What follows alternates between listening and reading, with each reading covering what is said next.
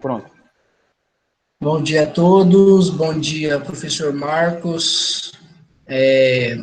Vamos agora apresentar como nota parcial da disciplina de Ética e Legislação os termos de referência 21 e 29. O grupo é composto por mim, Leonardo Aguiar e Leonardo Militão.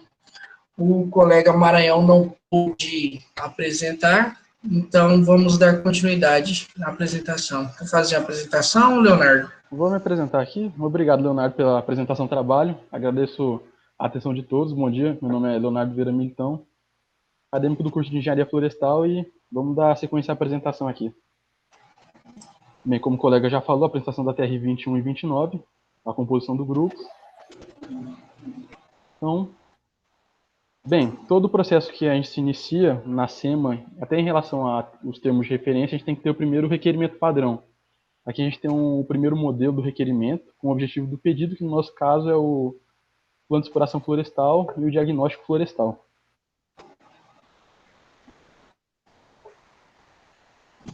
Nesse requerimento padrão se pede tanto a parte documental do cliente quanto da fazenda. Aí é necessário entrar em contato com o cliente e pegar o cadastro ambiental rural, se houver um referenciamento melhor, maior precisão para a SEMA, né?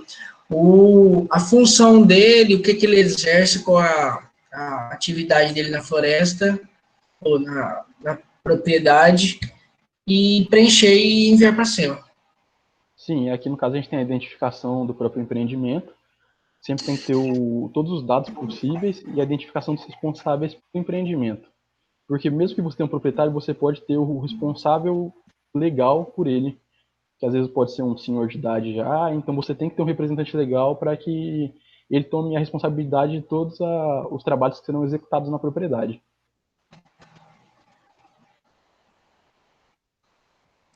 Contatos de correspondência é de suma importância, né, para possível contato com o cliente, na qual o envio de documentação necessária e envio para autenticação, e como o colega já ressaltou, que é necessário ele estar ele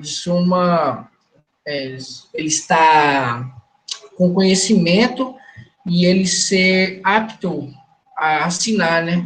Porque se ele não houver essa aptidão, terá que haver um representante legal.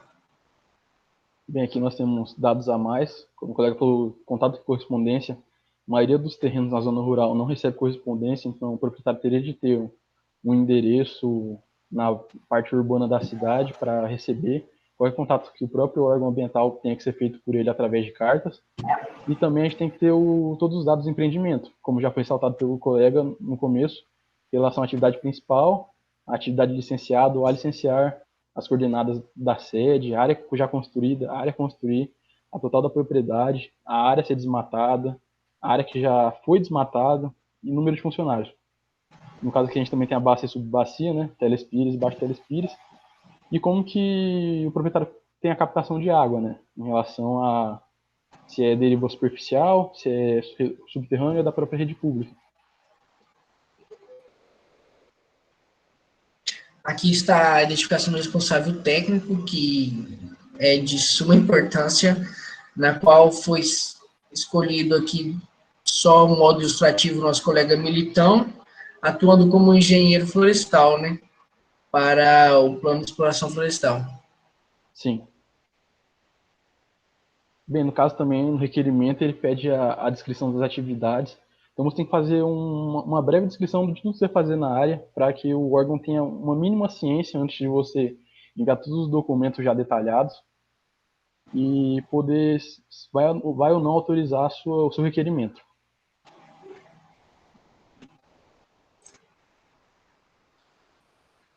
Esse daqui iniciamos agora o termo de referência 1, na qual não difere muito do termo padrão, pois é necessário também bastante a documentação, cópia do CPF, do RG, cópia do cadastro ambiental rural, das matrículas, se houve ou não um desmembramento, se tem mais de um dono na propriedade, Então, tudo isso você vai anexar no termo de referência 1 e enviá-lo posteriormente para a SEMA. Bem, o colega já falou, o termo de referência 1, ele é praticamente a relação de documentos do empreendedor, do empreendimento e também do responsável técnico. É praticamente em relação à situação de como está a propriedade, porque você pode ter a pessoa física como responsável, uma pessoa jurídica como responsável, ou então alguém que já veio a óbito. Então, dependendo do processo, a gente tem diferentes maneiras de proceder nesse termo de referência. Como aqui a gente já vê, pessoa física vai pedir a cópia do RG, cópia do CPF, comprovante de endereço. A pessoa jurídica já pede o CNPJ, a questão de sociedade anônima da empresa. Então, é bem diferente o como você procede para cada situação. Quer complementar mais algo, Leonardo?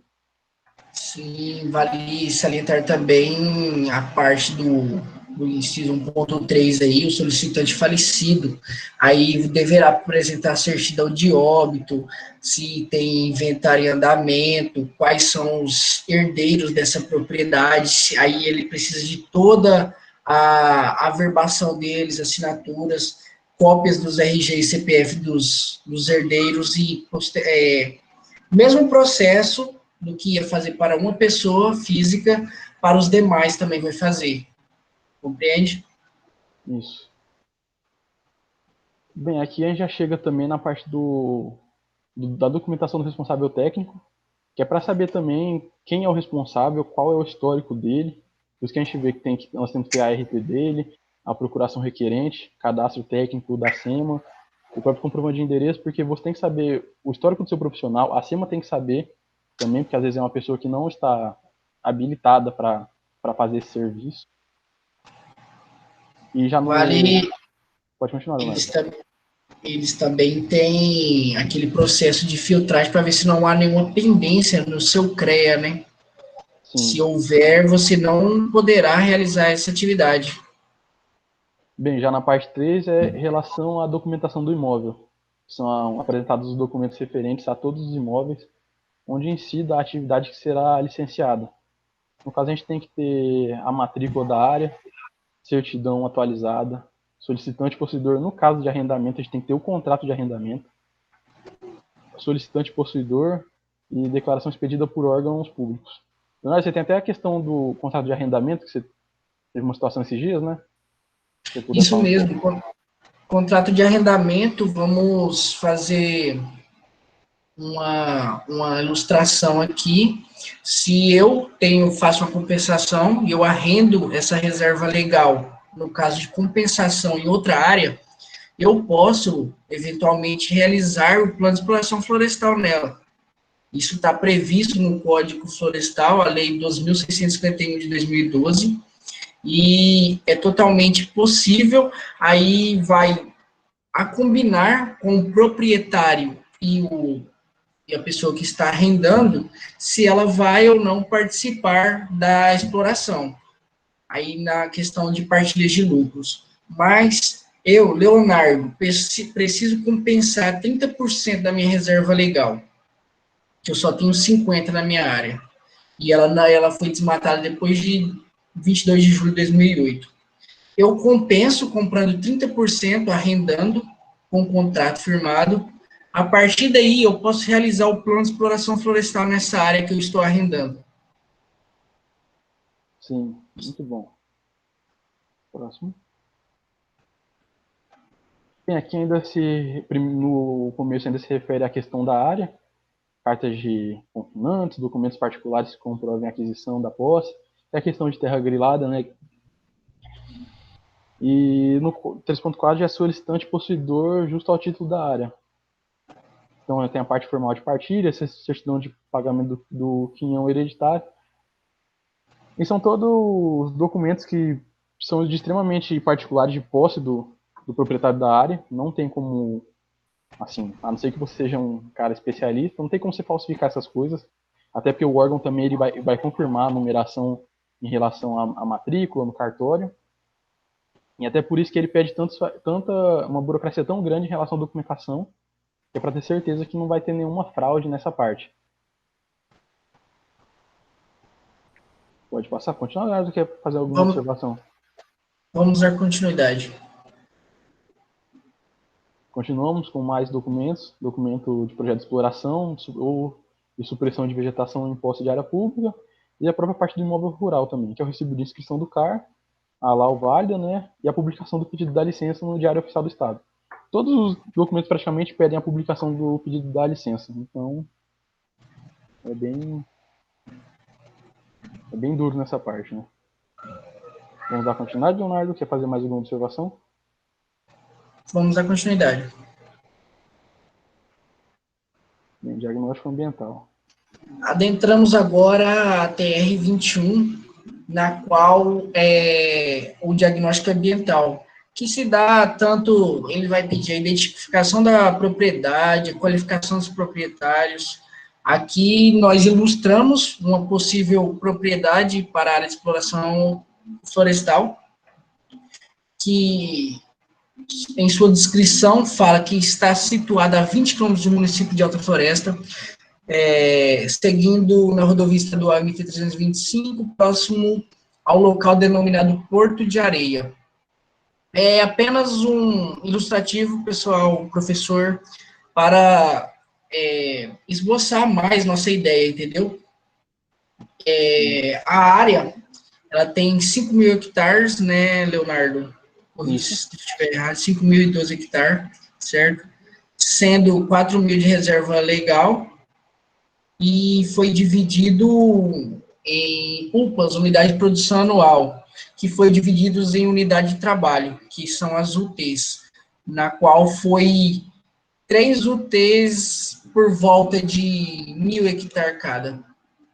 Aqui está o croquis de acesso, como vocês podem identificar no início da identificação da propriedade, e também está mais algumas características que na qual são inseridas, tipo o clima, AM, com precipitação de 2.400 milímetros, a classificação do solo, de acordo com o sistema de classificação do solo brasileiro, e a área apresenta 50 módulos fiscais.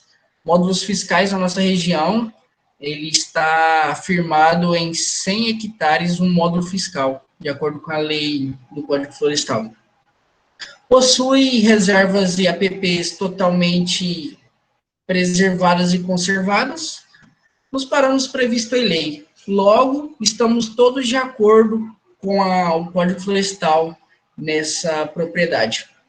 O uso do solo atualmente é a pecuária, o quadro de funcionários para o inventário florestal vai ser o coordenador de inventário, 2 identificadores, ou seja, dendrólogos, e 2 picadeiros e plaqueteadores, na qual eles vão fazer o mesmo serviço. O elaborador, engenheiro Leonardo Vieira Militão, na qual está disposto o CREA, e a TR-21, ela pede lá bem, faz a seguinte pergunta: no entorno, no raio dessa propriedade, unidade de conservação e terras indígenas?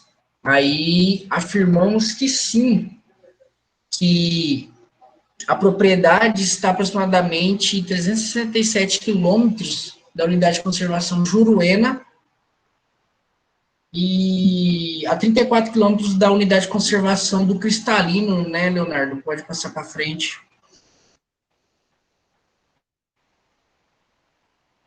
Bem, Essa é a equipe de campo, essa é a equipe de campo do Inventário Florestal.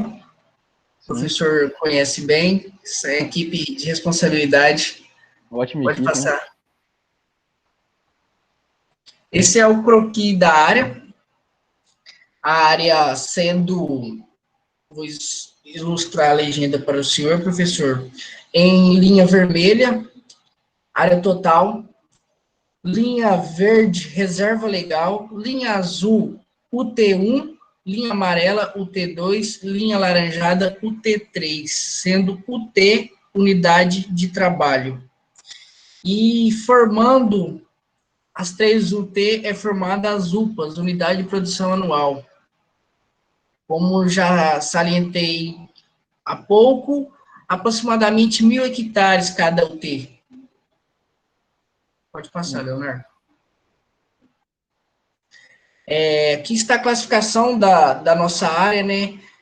De acordo com o Sistema Brasileiro de Floresta, floresta ombrófila aberta, né? Isso. Estamos na Amazônia Legal, no portal da Amazônia, não adentramos ainda tanto a floresta ombrófila densa, mas estamos ali no intermediário sendo aberta, que é composto por lianas, palmeiras, cipós. Banana selvagem, que o pessoal fala, que é a sororoca. É E bem uma área de sororoca. transição. A gente tem aqui tanto a floresta ombrófila um pouco da densa, em algumas áreas, mas é muito limitado. Muito mais a ombrófila aberta e alguns fragmentos de cerradão e cerrado, né? Então é bem... Sim, A área é bem são as mista. áreas, denominadas ecótonas, né?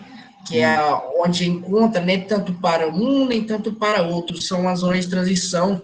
Vale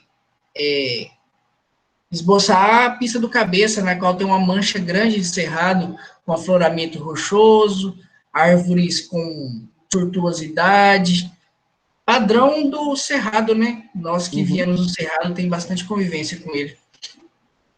Vamos seguir, então. A descrição do projeto a TR-21 pede para delimitar a área de influência do projeto, caracterizando tanto o meio físico e biótico, tanto a caracterização socioeconômica. O que seria o meio físico e o biótico?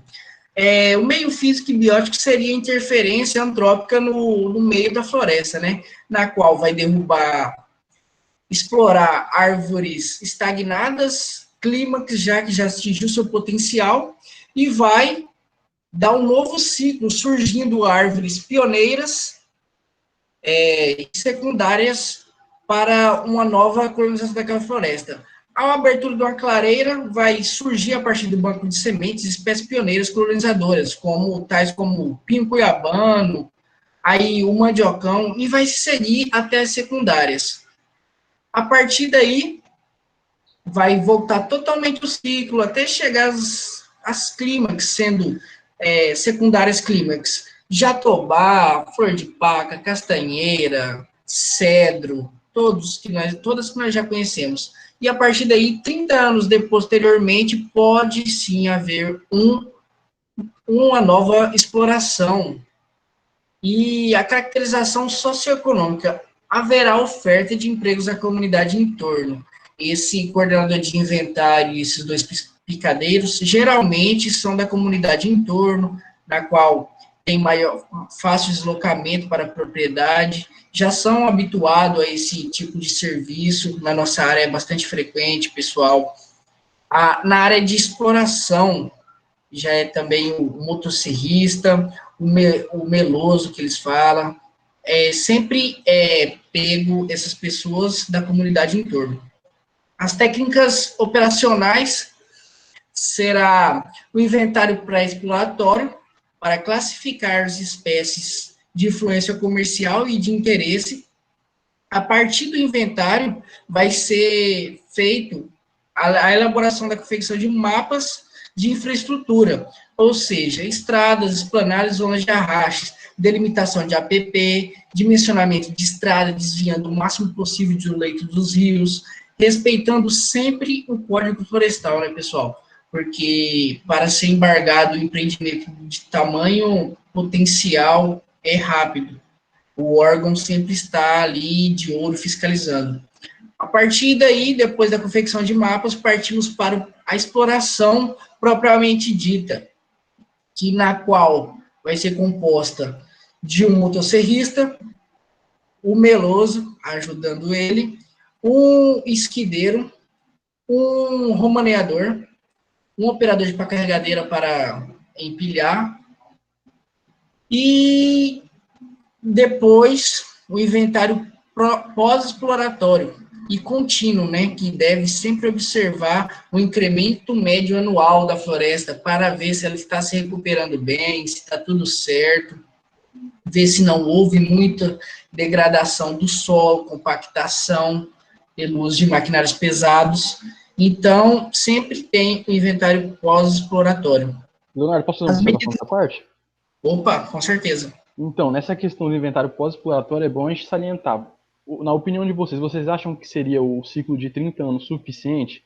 Como o Leonardo já falou, a floresta vai passar de novo por todo o ciclo dela, ou seja, a espécie primária, secundária e clímax. Então, mesmo que no nosso primeiro ano, o nosso incremento médio anual seja em torno de 1 metro cúbico por hectare, Dela. então, pensa, ele vai decair e em 20 anos a gente vai ter, no máximo, em 20 anos eu digo, não os 30 ainda do ciclo, a gente vai ter as primárias começando a cair e dando espaço para secundárias. Então, até chegar de novo nas árvores de interesse comercial, a gente pode observar que isso talvez seja uma falha do nosso próprio código, que seja um ciclo muito baixo para poder se recuperar. Quem sabe que, mesmo que nosso manejo seja de impacto mais reduzido, manejo florestal sustentável, ele acaba causando inúmeros danos na ecologia da região, da área explorada. Então, talvez isso é uma parte que nós devemos repensar, até com profissionais que vamos atuar futuramente aí no mercado, em partes mais de administração e criação de leis, talvez num futuro à frente alguns colegas, sobre essa questão da ciclagem da floresta. Né? Professor, o senhor pode ter notado que eu e o Leonardo Militão não somos muitos adeptos a essa teoria do legislador, né, de 30 anos. Como nós somos mais aprofundados nessa parte de ecologia aí, creio que está meio substancial, meio fora de base, 30 anos, né, Leonardo? Sim. As medidas de segurança do trabalho a serem aplicadas vão ser a formação de aceiros, né, pessoal? A estrada em si vai se formar um aceiro. Pelo fato de estar o trânsito do pessoal ali dentro da mata, pode ocasionar, eventualmente, um incêndio, uma máquina estragar, pegar fogo, incendiar. Para não incendiar a floresta toda, é necessária a formação de aceiros. Também o plano de manejo florestal sustentável foi adotado o uso de EPIs, na qual a segurança para com o trabalhador, né, é de suma importância e é obrigatoriamente exigida. E também técnicas de boas práticas, né? Sabemos que esse é um serviço que, no ano de 2017, se não se me recordo bem, foi eleito o serviço mais perigoso do mundo, na qual derrubada de árvores, né? Tem que ter boas práticas técnicas para não vir a acontecer acidentes. Leonardo, eu estou vendo meio subliminar aqui no fundo, mas eu vou ler. A aptidão agrícola da área, ela tem potencial para cultivo de culturas anuais, na qual soja ou milho, de acordo com o Sistema Brasileiro de Classificação de Solos e a declividade do terreno. E essa questão de aptidão agrícola é o próprio ciclo, né? Pelo menos assim, muito mais para baixo na questão do cerrado, é um ciclo. Você tem a primeira floresta, o cerradão na maioria, tem a exploração, aí vem a pastagem, aí quando a pastagem já deu, entra com soja e milho, aí depois, se a infraestrutura for viável, o pessoal começa a utilizar as culturas florestais, né? No caso, o eucalipto. A nossa região é uma realidade mais eteca, né? O pessoal usa bastante. Então, pode dar continuidade.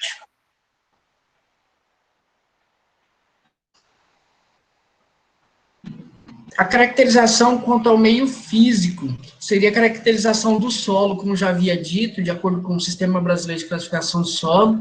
Latossolo vermelho e amarelo possui aptidão agrícola para pastagem e cultura florestal, baixa suscetibilidade à erosão, apresenta cores vermelho e amarelo acentuado, na qual a presença de hematita e goetita vai variar de acordo com Declividade do terreno, a perda de hematita e goetita, né? A presença de ferro ou alumínio trivalente, devido aos teores de óxido de ferro e alumínio, como eu já havia dito. E também as características de cor, textura, estruturas uniformes em profundidade. Sendo muito profundo e muito poroso, apresenta condições adequadas para um bom desenvolvimento radicular em profundidade. Aqui vale salientar que é necessário, indicado o uso de espécies florestais na nossa região, por o solo caracterizar um solo profundo, com alta porosidade, é um solo que tem fácil desenvolvimento radicular, então a raiz pivotante consegue ser bem profunda, a fasciculada ela se dispersa muito em busca de nutrientes, né? A caracterização do relevo, o relevo suavemente ondulado, com inclinação igual a 15 graus. Pode variar um pouco, mas nossa estimativa é geralmente isso, não tão declivoso. Características climáticas, temperatura média anual de 25,4 graus, umidade média anual 40% e pluviometria anual de 2.400 milímetros. A caracterização hidrográfica, situamos na bacia amazônica, subbacia bacia Telespires e subbacia do Baixo Telespires, nascentes, rios e lagos.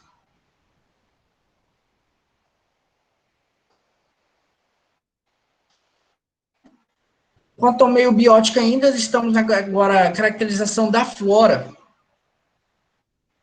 sendo que foi, na parte do inventário, foi realizada a amostragem sistemática com auxílio de ecólogos e a identificação de espécies ameaçadas, espécies proibidas de corte, as espécies árvores ninhos, as porta-sementes remanescentes, tudo isso foi inventariado. Estão todas vão ser todas catalogadas, plaqueteadas e posteriormente informado ao órgão. Aqui na nossa floresta umbrófila aberta, temos espécies ameaçadas de extinção, a castanheira do Pará, a castanha do Brasil atualmente denominada, o mogno brasileiro. Vale salientar também que o mogno brasileiro, ele não está entre as proibidas de corte, ele está ali em risco de extinção, mas se houver um percentual alto em uma área, você pode sim explorá-lo. Espécies proibidas de corte, temos a seringueira, nativa da nossa floresta amazônica, e a castanheira. O estado de conservação da área de estudo, estamos em estado natural, né, reserva legal intacta, e apresenta área de preservação permanente, que é a APP, e reserva legal totalmente preservada, APP, e conservada, reserva legal. Potencial uso das potencial uso de espécies florestais. Aqui vou lhe apresentar-lhe o resultado de discussão geral. Então, floresta umbrófila aberta, com potencial florestal, com espécies, sim, comerciais, na qual o cedrinho, marupá, o cambará, todas são espécies de interesse econômico, que pode ser, sim, exploradas, que, sim, vai gerar um lucro para o proprietário. Então, o panorama geral desse plano de manejo florestal está com aptidão. Podemos, sim, explorá-lo, vai, sim, gerar lucro para o proprietário e não vai entrar nessas proibidas de corte, né, que não deve nunca ser entrada, pode ocorrer a cassação do CREA, né, Leonardo? Sim. Vamos dar continuidade. Não, mas também é bom salientar que a castanheira do Brasil, se bem feita a questão do potencial do uso de espécies florestais, a gente pode usar ela para o plano de manejo não florestal, né? Que utilizar a castanha, que é um subproduto muito valorizado na nossa região e no Brasil inteiro, e até na própria culinária do exterior, eles vêm com algo distinto e de muito valor. Então é sempre bom ver que um bom estudo você pode em uma questão de uma espécie proibida de corte, você pode ver uma nova oportunidade, né, Leonardo? Isso mesmo. A partir do inventário florestal, você identificando as castanheiras, você pode sim fazer uma rota de coleta. Recentemente, o Mato Grosso foi prestigiado com o primeiro plano de manejo florestal não madeireiro sustentável, né? Sim. Na qual é o uso de produtos, subprodutos da floresta, não lenhoso. Tudo que não for madeira é produto não madeireiro florestal sustentável. Pode dar Sim. continuidade. A caracterização da fauna, como nós já conhecemos a fauna, acho que a hora que a pessoa vê a caracterização da fauna de uma região como essa, já fica subentendido quais espécies que tem. Vou listar-lhes algumas, na qual é pedido para para a SEMA, na TR-21, a espécies ameaçadas de extinção, espécies classificadas pela portaria como vulnerável, né? A entomofauna, que na qual são os insetos, a equitinofauna são os peixes, epertofauna, avifauna e mastofauna. Essa mastofauna são aqueles que eventualmente têm hábito Aquático. aquático, isso mesmo, obrigado, Leonardo. E, Hábito aquático. Leonardo, acho que é bom a gente falar na questão do professor, que no caso dessa nossa caracterização de fauna, a gente consultou alguns colegas do curso de biologia, que são mais adentro dessas questões da fauna aqui da nossa região, né, para ter uma pontuação, a gente marcar coisas mais reais, né, em relação à área e à região de Alta Floresta. Até Isso mesmo. porque de uma região para outra, mesmo que pareça, mas às vezes a gente pode ter, como posso dizer, obstáculos físicos que atrapalham essa questão. Então, às vezes tem uma espécie de extinção aqui que ela pode não estar presente num município que esteja, sei lá, 300 quilômetros daqui em relação à distância. Às vezes ela veio para cá há algum tempo, então a gente fez esse trabalho de consulta, né? Mais para ter uma coisa mais palpável. Isso mesmo. Vou listar-lhe agora as ameaçadas de extinção. A que é mais visível aqui, que nós temos mais contato, é o gavião real, arpia, né? Sim. Na qual é bem crítico a situação dela, que havia um professor da nossa universidade, que ele tem programas internacionais, na qual ele pega o animal ferido, cuida, solta na natureza depois, cria o filhote, ensina a caçar para depois soltar. Esses outros, macaco-aranha, macaco-prego, papagaio do peito roxo, foi feito através de pesquisas, o professor vale salientar.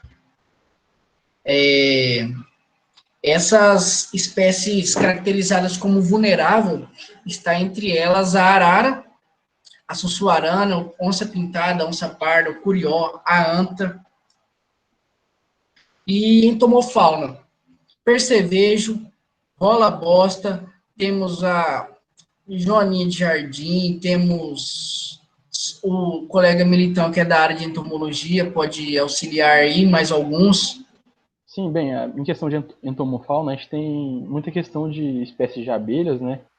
Que são da floresta, como a própria jataí, que acho que você vê na cidade, mas é uma espécie muito sensível, então sempre é bom listar ela nessa questão de pesquisa. A gente tem muita questão de percevejos, besouros, até alguns insetos da classe Neuróptera também, que a gente consegue observar nessas partes, que são mais sensíveis às mudanças que ocorrem no ambiente. Então, bem, a questão de a gente não ter descrito totalmente todos, porque é muita espécie, então a gente quis apenas salientar aqueles mais sensíveis, que no caso está aqui marcado o percevejo e o coleóptera, né? Mas a gente tem classes e classes de insetos que são extremamente susceptíveis a mudanças do microclima dentro da região do plano de exploração.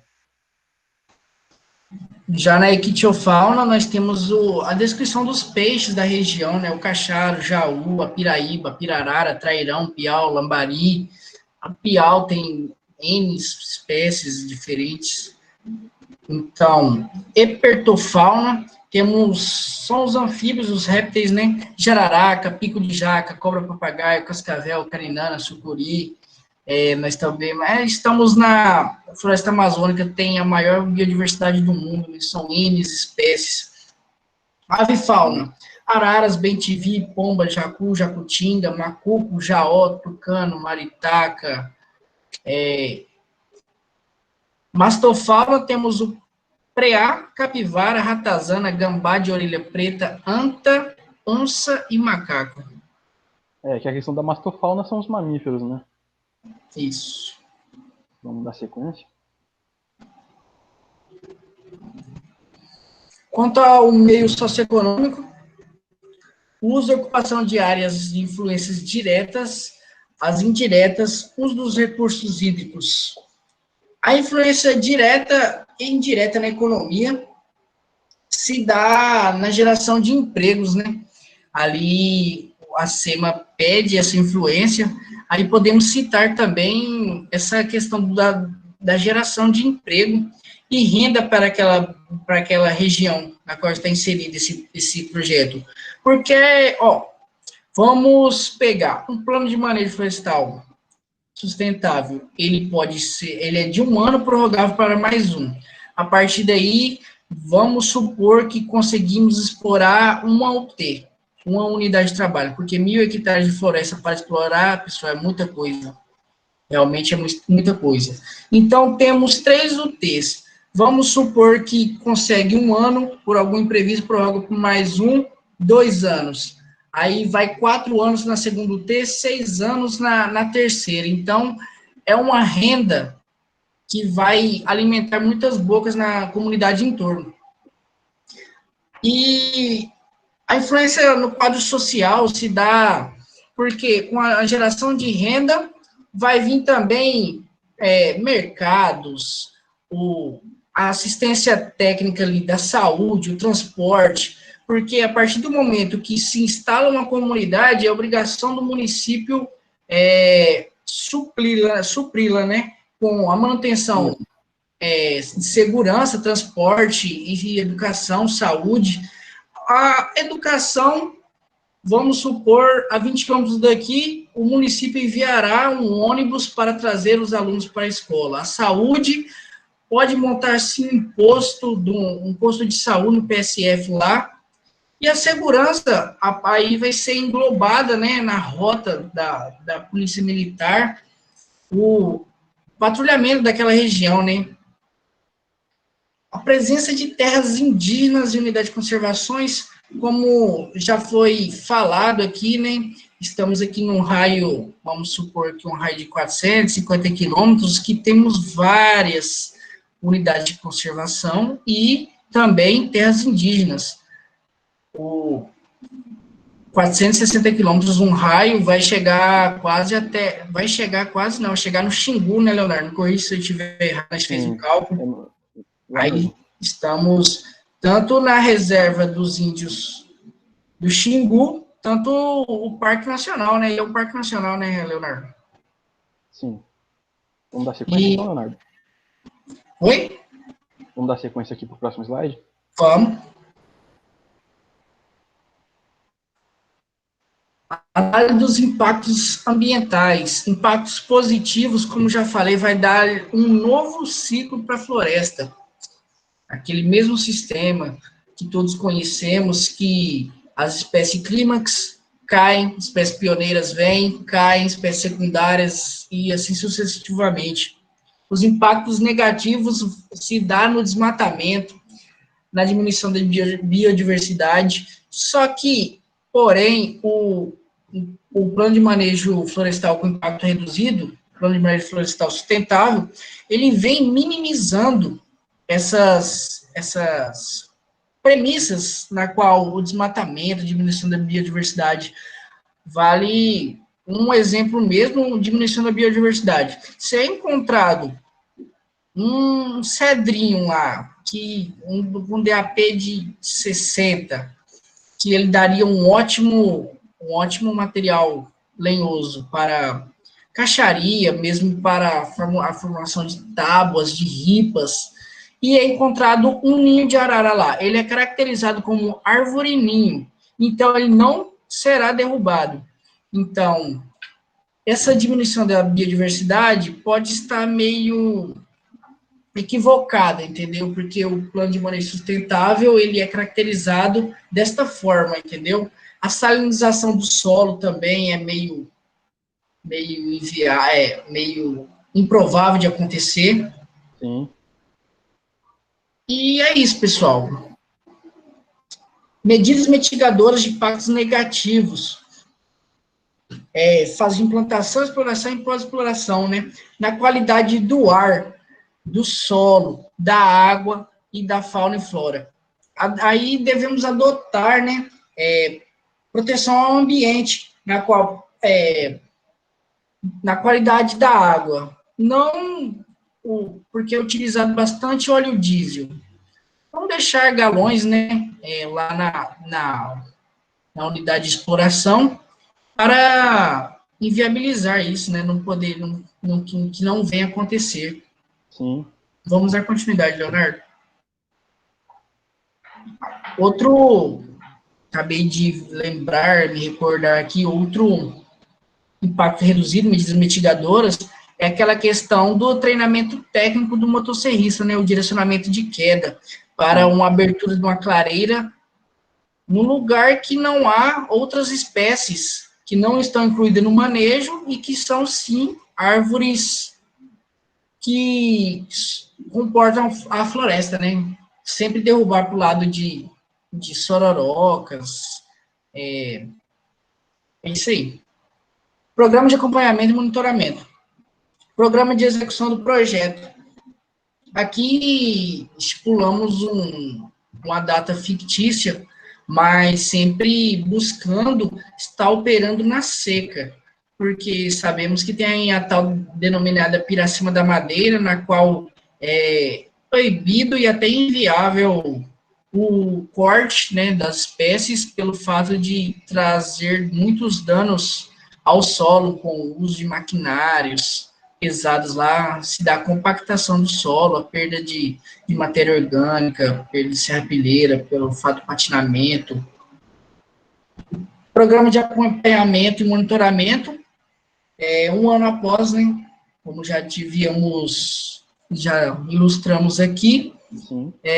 O inventário pós-exploratório, né, que aí a partir dali vai lá verificar se está reagindo bem pós-manejo florestal.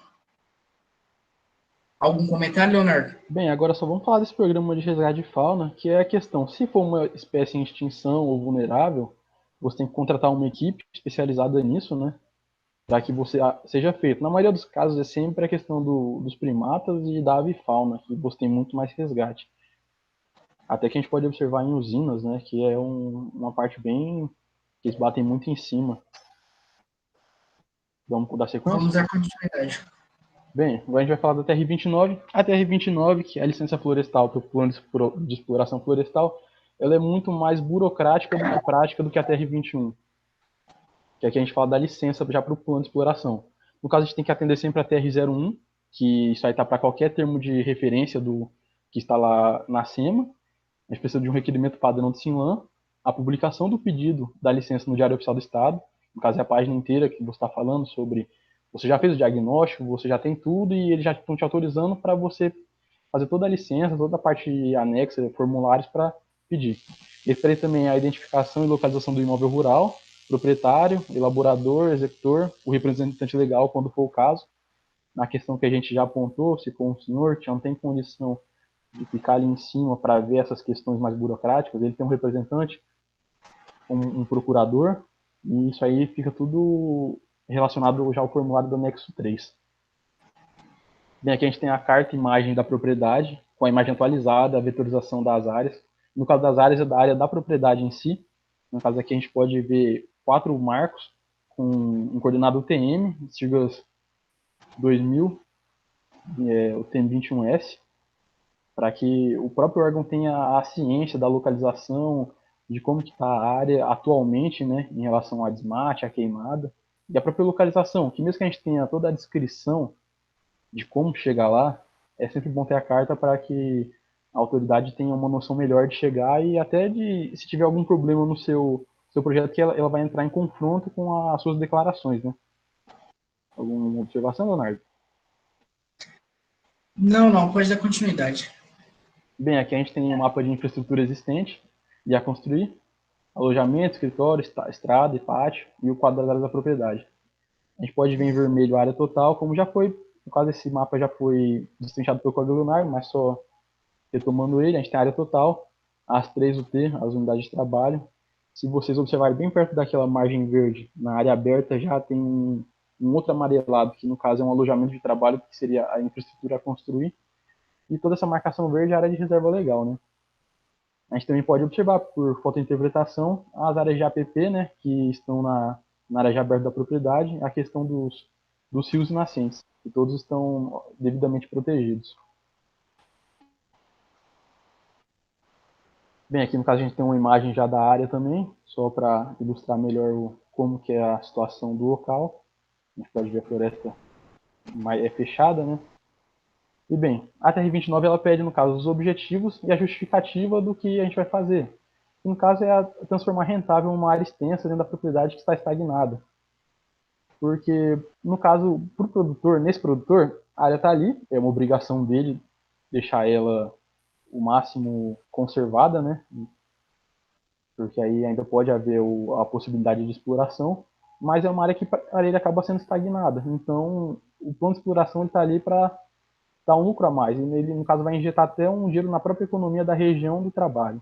Se fosse, por exemplo, um outro empreendimento, como uma usina, poderia ter como objetivo retirar madeira, no caso da montante, para que o lago não acabasse sobrepondo e tivesse tantos problemas de infraestrutura.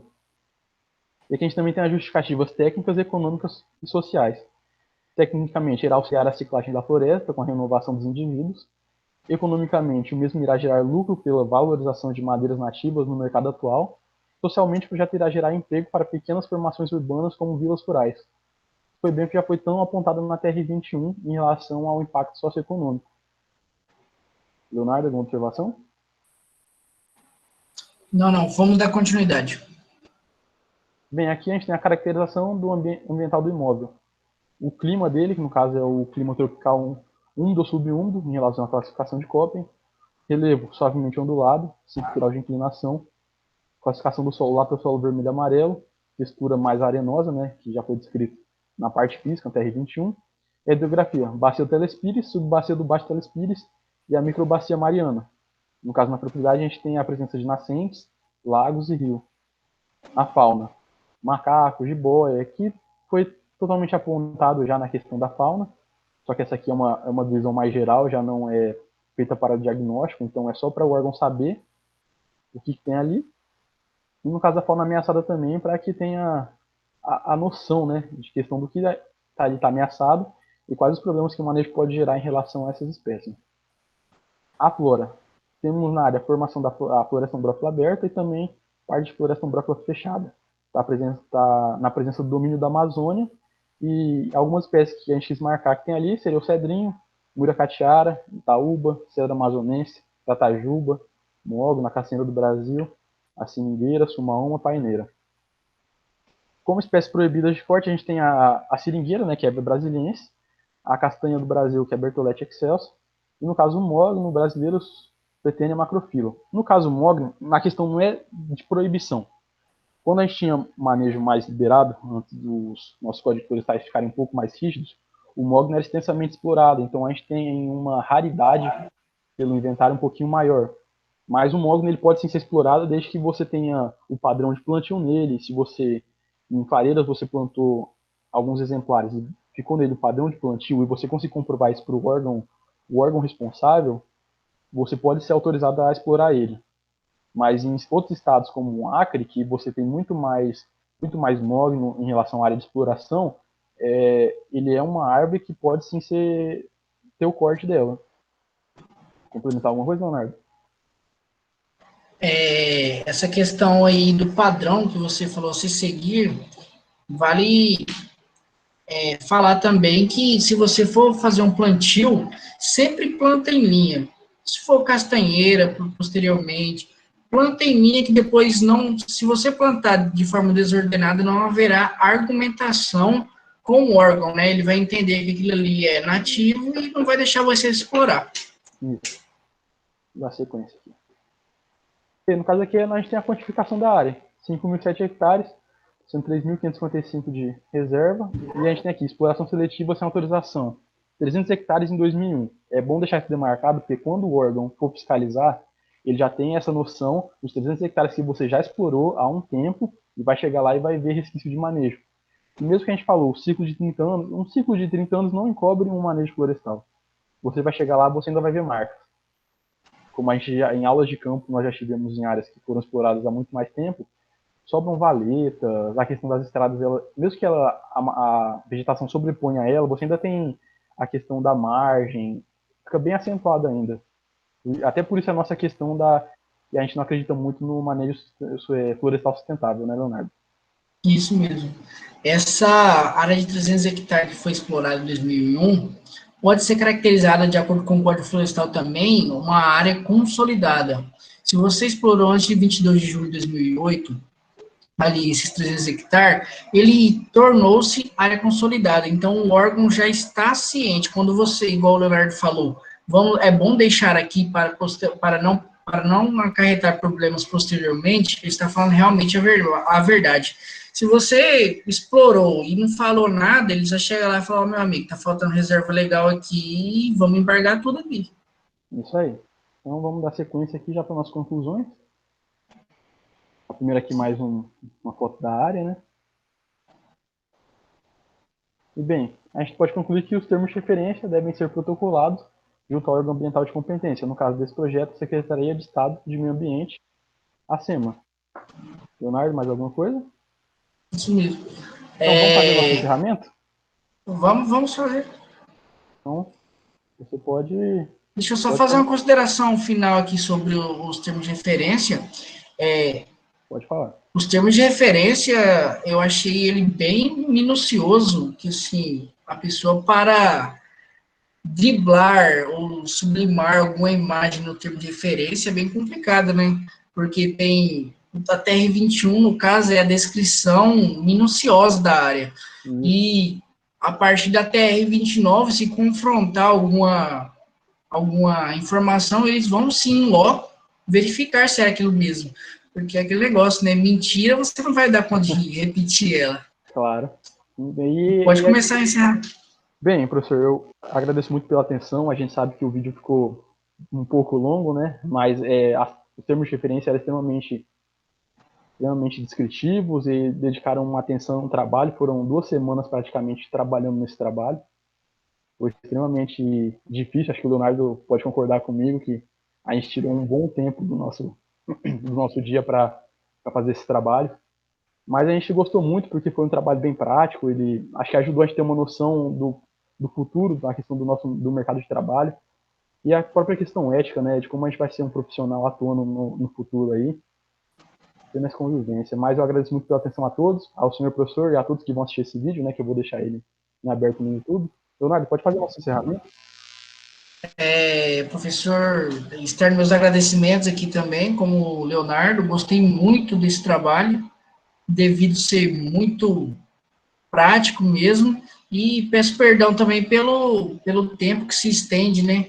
Mas, como ele disse, é um trabalho bem minucioso, bem detalhado. As TR pede bastante detalhes, né, da propriedade, então nós pesquisou, conversamos com biólogos desses, como já foi relatado, e muito obrigado. Então, muito obrigado pela atenção de todos.